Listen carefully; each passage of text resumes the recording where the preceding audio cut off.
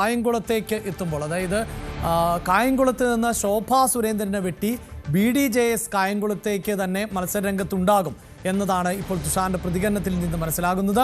ശോഭാ സുരേന്ദ്രൻ അവിടേക്ക് വരേണ്ട എന്നാണ് തുഷാർ വെള്ളാപ്പള്ളി ന്യൂസ് 18നോട് പ്രതികരിച്ചത്. കായംകുളത്ത് BDJSന്റെ സീറ്റാണ്, ഒരു കാരണവശാലും ആ സീറ്റ് BJPക്ക് വിട്ടു നൽകില്ല എന്നുകൂടിയാണ് തുഷാർ പറയുന്നത്. ശോഭാ സുരേന്ദ്രൻ 140 നിയോജകമണ്ഡലം മത്സരിക്കാൻ വേണ്ടി ആൾ വിളിച്ചുകൊണ്ടിരിക്കുകയല്ലേ.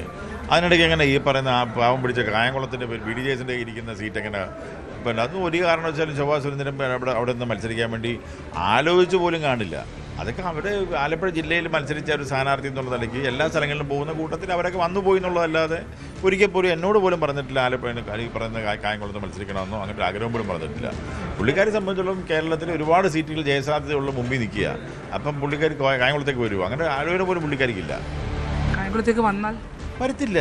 മുന്നണി എന്നുള്ള രീതിയിൽ ആ സീറ്റ് BDJS തന്നെയാണ്. കാര്യത്തിൽ അങ്ങനെ ഇല്ലാതെ ഈ അപ്പുറത്ത് നിൽക്കുന്ന പട്ടിയുടെ തൊടലിൽ പൊട്ടുകയും ചെയ്യും, മറ്റേ കായൽ പറ്റും, ഇപ്പുറത്ത് നിൽക്കുന്ന എന്നെ കടിക്കുന്നു പറയുന്ന പോലെ അത് കായംകുളത്തപ്പോൾ BDJS തന്നെ ഉണ്ടാകും. ഉറപ്പല്ലേ? സംശയം എന്താ? തുഷാർ വെള്ളാപ്പള്ളിയുടെ ഈ പ്രതികരണത്തിൽ നിന്ന് നമുക്ക് വ്യക്തമായി മനസ്സിലാക്കാൻ സാധിക്കുന്നത് കായംകുളത്ത് NDAയിൽ തർക്കം രൂപപ്പെടുന്നു എന്നത് തന്നെയാണ്. കാരണം കായംകുളം ഇത്തവണ തെരഞ്ഞെടുപ്പിൽ ഒരു ഫോക്കസ് ചെയ്യപ്പെടുന്ന BJPയെ സംബന്ധിച്ചിടത്തോളം വലിയ പ്രതീക്ഷ പുലർത്തുന്ന ഒരിടം കൂടിയാണ്. അങ്ങനെയെങ്കിൽ അതായത് BJP അവരുടെ സ്ഥാനാർത്ഥിയെ കായംകുളത്ത് മത്സരിപ്പിക്കാൻ തയ്യാറെടുക്കുമ്പോൾ ആ സീറ്റ് വിട്ടുകൊടുക്കില്ല എന്നതാണ് തുഷാർ വെള്ളാപ്പള്ളിയുടെ പ്രതികരണമായി ഇപ്പോൾ പുറത്തു വന്നിട്ടുള്ളത്. അതിൽ നിന്ന് തന്നെ വ്യക്തമാകുന്നത് വളരെ കൃത്യമായി, അതായത് കായംകുളത്ത് NDAയ്ക്കുള്ളിൽ ഒരു തർക്കം രൂപപ്പെടുന്നു എന്നത് തന്നെയാണ്. അവിടെ നമ്മൾ ശരണിയിലേക്ക് പോകുന്നതിന് മുമ്പ് എന്തുകൊണ്ട് ഈ കായംകുളം കൂടുതൽ ചർച്ചാ വിഷയമാകുന്നു എന്നതുകൂടി ഒന്ന് പരിശോധിച്ച് നോക്കാം.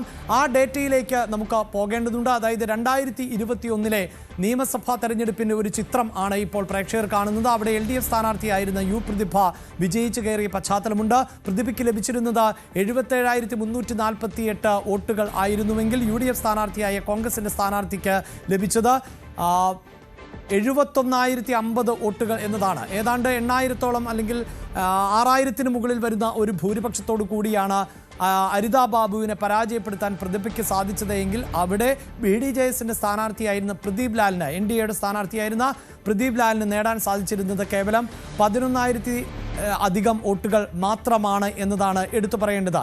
ഇനിയിപ്പോൾ നമ്മൾ 2024 അതായത് കഴിഞ്ഞ ലോക്സഭാ തെരഞ്ഞെടുപ്പിൻ്റെ ചിത്രം കൂടി ഒന്ന് പരിശോധിക്കുക. എന്താണ് കായംകുളത്ത് വന്നിട്ടുള്ള മാറ്റം എന്നതാണ്. അവിടെ KC വേണുഗോപാൽ, അതായത് LDFന്റെ MLA ഉള്ള ഇടത്ത് ആണ് KC വേണുഗോപാൽ മുന്നിട്ട് നിന്നത് എന്നതുകൂടിയാണ് എടുത്തു പറയേണ്ടത്. 50,000-ലധികം വോട്ടുകൾ കായംകുളത്ത് നിന്ന്, നിയമസഭാ മണ്ഡലത്തിൽ നിന്ന് കഴിഞ്ഞ ലോക്സഭയിലേക്ക് നടന്ന തെരഞ്ഞെടുപ്പിൽ ശേഖരിക്കാൻ KC വേണുഗോപാലിന് സാധിച്ചു എന്നത് മാത്രവുമല്ല, അവിടെ പ്രേക്ഷകർ ശ്രദ്ധിക്കേണ്ടത് ശോഭാ സുരേന്ദ്രന് 48,773 വോട്ടുകൾ നേടാൻ സാധിച്ചു എന്നതാണ്. അതായത് BDJSന്റെ സ്ഥാനാർത്ഥിയായിരുന്ന പ്രദീപിന് 11,000 വോട്ടുകളാണ് ലഭിച്ചതെങ്കിൽ ശോഭാ സുരേന്ദ്രന് 48,000 വോട്ടുകൾ നേടാൻ സാധിച്ചു എന്ന് മാത്രവുമല്ല, മൂന്നാം സ്ഥാനത്തേക്ക് അവിടെ LDF സ്ഥാനാർത്ഥിയായിരുന്ന ആരിഫ് തള്ളപ്പെട്ടു എന്നതാണ് എടുത്തു പറയേണ്ട രാഷ്ട്രീയ സാഹചര്യം എന്നതാണ് ഇവിടെ പ്രേക്ഷകരെ ഓർമ്മിപ്പിക്കേണ്ടത്. ഈ ഒരു പശ്ചാത്തലത്തിൽ കൂടിയാണ് ശോഭാ സുരേന്ദ്രൻ എന്ന പേരിന് അവിടെ BJP പ്രാധാന്യം നൽകുന്നത്. അതുകൊണ്ട് തന്നെ BJP സ്ഥാനാർത്ഥിയായി ശോഭ എത്തുമെന്നാണല്ലോ പൊതുവെ നിരീക്ഷിക്കപ്പെടുന്നത്. ശരണ്യ, അവിടെയാണ് അതിന് തടയിടുന്നത് ഇപ്പോൾ തുഷാർ വെള്ളാപ്പള്ളി.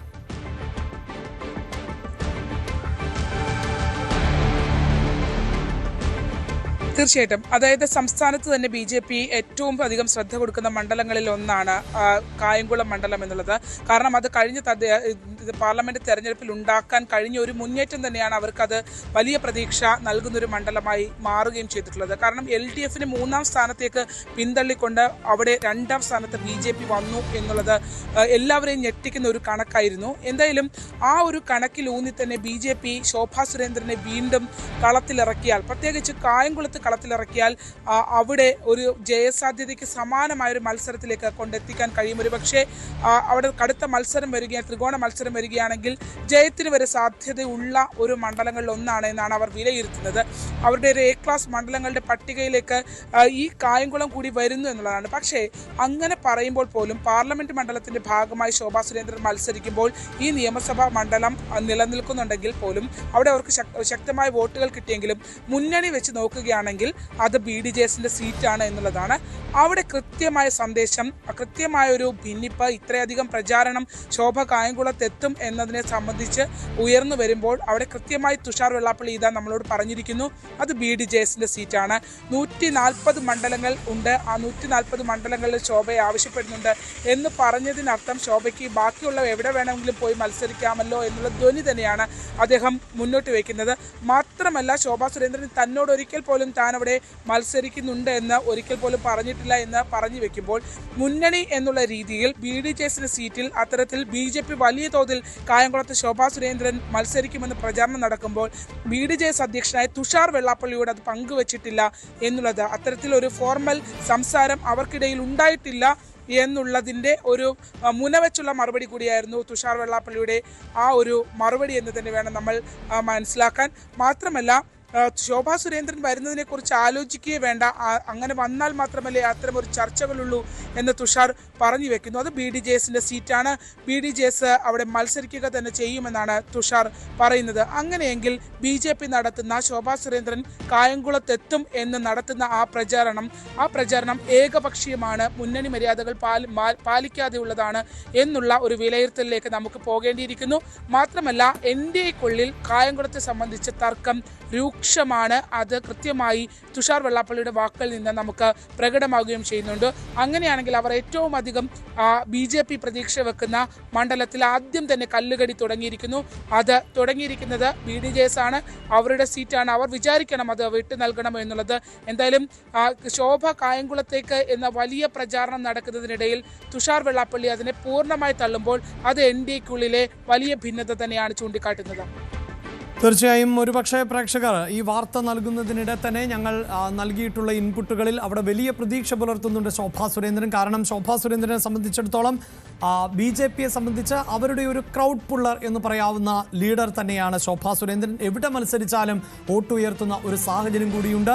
അങ്ങനെയുള്ള ഒരു ചരിത്രം അവർക്ക് അനുകൂലമാകും എന്ന് അവർ പ്രതീക്ഷിക്കുന്നുണ്ട്. ഒരു വനിതാ നേതാവ് എന്ന നിലയിലുള്ള പരിഗണന കഴിഞ്ഞ ലോക്സഭാ തെരഞ്ഞെടുപ്പിൽ സ്ഥാനാർത്ഥിയായി എത്തിയപ്പോൾ വെള്ളാപ്പള്ളി നടേശന്റെ ഭാഗത്ത് നിന്ന് ഉണ്ടായ പ്രതികരണം, വെള്ളാപ്പള്ളി നടേശന്റെ ഭാര്യ തന്നെ ഈ തെരഞ്ഞെടുപ്പ് കൺവെൻഷനൊക്കെ ഉദ്ഘാടനം ചെയ്യുന്ന സാഹചര്യം. ഇപ്പോൾ ഇതാ ഒരു ഐക്യ കാഹളം NSSും SNDPയും തമ്മിൽ നടത്തുമ്പോൾ പോലും ഇത്തരം സ്ഥാനാർത്ഥികളുടെ വോട്ടുകൾ സ്ഥാനാർത്ഥികൾക്ക് ഈ ഹൈന്ദവ വോട്ടുകളും ഈഴവ വോട്ടുകളും അധികമായി എത്തും എന്ന പ്രതീക്ഷയൊക്കെ പുലർത്തുമ്പോഴാണ് അതിന് തടയിടുന്ന തരത്തിൽ ഒരു തുഷാർ വെള്ളാപ്പള്ളിയുടെ ഭാഗത്ത് നിന്ന് ഒരു പ്രതികരണം ഉണ്ടാകുന്നത്. അതെന്തിൻ്റെ അടിസ്ഥാനത്തിലാണ്? ഒരു പക്ഷേ അത് സീറ്റ് വിട്ടു നൽകാൻ ഒരുക്കമല്ല എന്നത് ഉറച്ചു നിൽക്കുന്ന സാഹചര്യമാകാം. അതല്ല എങ്കിൽ കൂടുതൽ വിജയസാധ്യതയുള്ള മറ്റ് ഇടങ്ങളിൽ BDJSന് സ്ഥാനാർത്ഥികൾ ലഭിക്കുന്നതിന് വേണ്ടിയുള്ള ഒരു സമ്മർദ്ദമാകാം, കൂടുതൽ സീറ്റുകൾ ലഭിക്കുന്നതിന് വേണ്ടിയുള്ള സമ്മർദ്ദമാകാം. കാരണം ഇതിനോടൊക്കെ ചേർത്ത് വെച്ച് പറയേണ്ട ഒരു പ്രതികരണം കൂടിയുണ്ട് തുഷാറിന്റെ ഭാഗത്ത് നിന്ന്. അത് മുന്നണി മാറ്റ സാധ്യത അദ്ദേഹം തള്ളിക്കളയുന്നില്ല എന്നതാണ്. നിലവിൽ NDAയിൽ തൃപ്തരാണ്. നാളെ എങ്ങനെയാകുമെന്ന് ഇപ്പോൾ പറയാൻ കഴിയില്ല. അഭിപ്രായം ഇരുമ്പുലക്കിയല്ല, സാഹചര്യങ്ങൾക്കനുസരിച്ച് മുന്നോട്ട് പോകാനേ രാഷ്ട്രീയ പാർട്ടികൾക്ക് കഴിയൂ എന്നും തുഷാർ വെള്ളാപ്പള്ളി ന്യൂസ് 18നോട് പറഞ്ഞു. SNDP യോഗം ജനറൽ സെക്രട്ടറി തന്നെ കഴിഞ്ഞ ദിവസം ഒരു കാര്യം പറഞ്ഞിരുന്നു. അതായത് തദ്ദേശ സ്വയംഭരണ തെരഞ്ഞെടുപ്പിന് ശേഷം BDJSനകത്ത് തന്നെ ഒരു വിഭാഗം ഇടതുപക്ഷത്തോടൊപ്പം പോകണമെന്ന് അഭിപ്രായം പറഞ്ഞിരുന്നു എന്നൊക്കെ അദ്ദേഹം പറഞ്ഞു. അത്തരം അഭിപ്രായങ്ങളും ഉയർന്നു വന്നിട്ടുണ്ടെന്ന് പറയുന്നു. അങ്ങനെ എന്തെങ്കിലും കാര്യങ്ങൾ ശ്രദ്ധയിൽപ്പെട്ടിരുന്നോ? എന്താണ് അതിനോട്?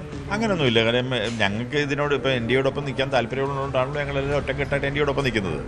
LDFും UDFും ഞങ്ങൾ ക്ഷണിച്ചതെന്നുള്ളത് നിങ്ങൾക്കൊക്കെ അറിയാവുന്നതാണ്. ഞങ്ങൾ ശക്തമായി NDAയോടൊപ്പം നിൽക്കുന്നു. ഇനി നാളെ ഒരു കാലഘട്ടത്തിൽ മാറേണ്ട ഒരു ആവശ്യം വന്നാൽ അപ്പം ആലോചിക്കാം. ഇപ്പോഴും ഞങ്ങളുടെ ആലോചനയില്ല. അങ്ങനെ ഉറച്ചു മുന്നോട്ട് അവരുമായി പോകും എന്നുള്ളതിനകത്ത് അത്ര ഉറപ്പുമില്ല. അത് ഈ അഭിപ്രായങ്ങൾ ഏത് സമയത്തും മാറാമല്ലോ. ഇത് അഭിപ്രായമൊന്നും ഇരുമ്പൊലക്കൊന്നും അല്ലല്ലോ. ഇത് നമുക്ക് ഏത് സമയത്തും മാറാം. ഓരോ സാഹചര്യത്തിനനുസരിച്ചാണ് എല്ലാ രാഷ്ട്രീയ പാർട്ടിയും എടുക്കാറുള്ളത്. ഞങ്ങളെ സംബന്ധിച്ചോളം ഞങ്ങൾ തുടങ്ങിയ മുതൽ ഇപ്പോൾ NDAമാർ വളരെ ശക്തമായിട്ട് ഒരുമിച്ച് പോകുന്നു. അവരോടൊപ്പം തന്നെ പോകണമെന്നാണ് ഞങ്ങളുടെ ആഗ്രഹം. പിന്നെ അവർ ഇപ്പോൾ നാളുകളിൽ എങ്ങനെയൊക്കെ വരും എന്നുള്ളത് നാളെ കുറേ നാൾ കഴിയുമ്പോഴേ പറയാൻ പറ്റത്തുള്ളൂ. ഇന്നേ എനിക്ക് പറയാൻ പറ്റുമോ? യെസ്, എന്തായാലും നിലവിൽ തൃപ്തരാണ് എന്ന് പറയുമ്പോൾ പോലും ആ സാധ്യത തള്ളിക്കളയുന്നില്ല എന്നതാണ് എടുത്തു പറയേണ്ടത്. മാത്രവുമല്ല ശരണി ഇവിടെ SNDP യോഗം ജനറൽ സെക്രട്ടറി ആയിട്ടുള്ള വെള്ളാപ്പള്ളി നടേശന്റെ അഭിപ്രായം നമ്മൾ കേട്ടതുകൂടിയാണല്ലോ. വെള്ളാപ്പള്ളി പറയുന്നത് BDJS മുന്നണി വിടണം എന്നാണ്.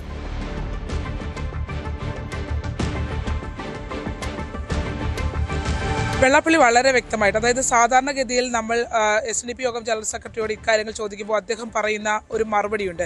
താൻ BDJS ഒരു രാഷ്ട്രീയ പാർട്ടിയാണ്, താൻ BDJSന്റെ കാര്യങ്ങളിൽ അഭിപ്രായം പറയില്ല എന്ന് പറഞ്ഞ് കൃത്യമായി ഒഴിഞ്ഞു മാറുന്ന വെള്ളാപ്പള്ളി നടേശൻ ഇത്തവണ തദ്ദേശ സ്വയംഭരണ തെരഞ്ഞെടുപ്പിന് ശേഷം അദ്ദേഹം പറഞ്ഞ വാക്കുകൾ വളരെ പ്രകടമാണ്. അതായത് BDJSനകത്ത് ഈ തദ്ദേശ സ്വയംഭരണ തെരഞ്ഞെടുപ്പിൽ അടക്കമുള്ള സ്ഥാനാർത്ഥി നിർണ്ണയങ്ങൾ ജയസാധ്യതയുള്ള സ്ഥലങ്ങളിലൊക്കെ തന്നെ BJP BDJSന്റെ കയ്യിൽ നിന്ന് സീറ്റ് എടുത്ത് മത്സരിക്കുന്നു, അല്ലെങ്കിൽ അവിടെ സ്വതന്ത്ര സ്ഥാനാർത്ഥികളെ നിർത്തേണ്ട സാഹചര്യം വരുന്നു. അത്തരം തർക്കങ്ങളൊക്കെ വരുന്ന ഇടങ്ങളിലൊക്കെ ഒരു മുന്നണി മര്യാദ എന്നുള്ള കാര്യം പാലിക്കപ്പെട്ടിട്ടില്ല എന്നുള്ളതിൻ്റെ അതൃപ്തി വെള്ളാപ്പള്ളി നടേശനിലൂടെ പുറത്തു വന്നു എന്നുള്ളതാണ്. മാധ്യമങ്ങൾ ചോദിച്ചു, അത്തരത്തിൽ BDJSനകത്ത് മറ്റ് ഭിന്നിപ്പുകളുണ്ടോ, മുന്നണി വിടണമെന്നുള്ള ആവശ്യം ഉയരുന്നുണ്ടോ എന്ന് ചോദിച്ചപ്പോൾ അത് യാഥാർത്ഥ്യമാണ് എന്നാണ് വെള്ളാപ്പള്ളി നടേശൻ പ്രതികരിച്ചത്. അത്തരം ഒരു ആവശ്യം ഉയരുന്നുണ്ട്, കൂടെ നിന്നിട്ട് എന്ത് പ്രയോജനം എന്നുള്ള ചോദ്യം വെള്ളാപ്പള്ളി ഉന്നയിക്കുകയും ചെയ്തു. അതിനോടൊപ്പം തന്നെ അദ്ദേഹം പറഞ്ഞൊരു പ്രധാനപ്പെട്ട കാര്യം BDJSലെ ഒരു വിഭാഗം ഇടതുപക്ഷത്തോടൊപ്പം ചേരണം എന്നുള്ള ആവശ്യം ഉന്നയിക്കുന്നുണ്ട്. ആ ആവശ്യം അവർ തന്നോട് തുറന്നു പറയുകയും ചെയ്തു എന്നുള്ളതാണ് വെള്ളാപ്പള്ളി പറഞ്ഞത്. ഇപ്പോൾ തുഷാറിന്റെ വാക്കുകൾ നമ്മൾ പരിശോധിച്ചാൽ കൃത്യമായ അഭിലാഷ് അതിനകത്ത് തങ്ങൾ അടിയുറച്ച NDAയുടെ കൂടെയുള്ളവരാണ്, അല്ലെങ്കിൽ തങ്ങൾ അവരോടൊപ്പമാണ് എന്ന് പറയാൻ തുഷാർ ഒരിടത്ത് പോലും തയ്യാറായിട്ടില്ല എന്നുള്ളത് നമ്മളുടെ ആ വരികൾ, നമ്മളോട് പറഞ്ഞ വാക്കുകൾ പരിശോധിച്ചാൽ തന്നെ നമുക്ക് മനസ്സിലാവും. രണ്ട് കാര്യങ്ങൾ അദ്ദേഹം എടുത്തു പറഞ്ഞു. അഭിപ്രായം ഇരുമ്പുലക്കയല്ല എന്ന് സൂചിപ്പിക്കുന്നു. അതായത് എപ്പോൾ വേണമെങ്കിലും മാറാവുന്ന ഒരു ചാഞ്ചാട്ടം ആ NDAക്കകത്ത് ഉണ്ട് എന്നുള്ളത് കൃത്യമാണ്. പ്രത്യേകിച്ച് വെള്ളാപ്പള്ളി നടേശന് ഒരു ഇടതുപക്ഷ ചായ്വുണ്ട്. നിലവിൽ ആ വെള്ളാപ്പള്ളി ഇപ്പോൾ ആ രീതിയിൽ തന്നെ കൃത്യമായി കാൽക്കുലേറ്റഡ് ആയി മുന്നോട്ട് പോകുന്ന ഒരാളാണ് നമുക്ക് പലപ്പോഴും തോന്നിയിട്ടുണ്ട്. ഇപ്പോഴത്തെ സാമുദായിക ഐക്യം അടക്കമുള്ള കാര്യങ്ങളിലേക്ക് മുന്നോട്ട് പോകുമ്പോഴും അതിനകത്ത് കൃത്യമായി വേറെ ലക്ഷ്യങ്ങളുണ്ട് എന്നുള്ളതാണ്. അപ്പോൾ തീർച്ചയായും എന്തായാലും BDJS എന്ന പൊളിറ്റിക്കൽ പാർട്ടിയുടെ രൂപീകരണത്തിന് പിന്നിൽ പോലും BJP ആയിരുന്നു എന്നതാണ് ഒരു പൊതു നിരീക്ഷണം. പ്രത്യേകിച്ച് V മുരളീധരന്റെ കാലഘട്ടത്തിലായിരുന്നു അങ്ങനെ ഒരു സംഘടന രൂപീകൃതമായത്. അങ്ങനെ ഈഴവ വോട്ടുകളെ ഒപ്പം നിർത്തിയാൽ അവിടെ വിജയസാധ്യത കൂടുതൽ എന്ന നിരീക്ഷണത്തിന്റെ അടിസ്ഥാനത്തിലായിരുന്നു അവരെ ഒപ്പം കൂട്ടിയത് എന്ന് പറയുമ്പോൾ ഇപ്പോൾ മുന്നണി മാറ്റ സാധ്യതകൾ തള്ളുന്നില്ല തുഷാർ വെള്ളാപ്പള്ളി എന്നത് BJPയെ സംബന്ധിച്ചിടത്തോളം നിർണായകമാണ്. അടുത്ത തെരഞ്ഞെടുപ്പിൽ 40 സീറ്റുകൾ ലക്ഷ്യം വെച്ചുകൊണ്ട് അതിൽ തന്നെ 9 സീറ്റുകളിൽ വിജയസാധ്യത പ്രതീക്ഷിക്കുന്ന BJPക്ക് NDAക്ക് തുഷാറിന്റെ നിലപാടുകൾ വളരെ പ്രധാനപ്പെട്ടതാണ്. കൂടുതൽ വാർത്തകൾക്ക് News 18 Keralam YouTube channel subscribe ചെയ്യുക.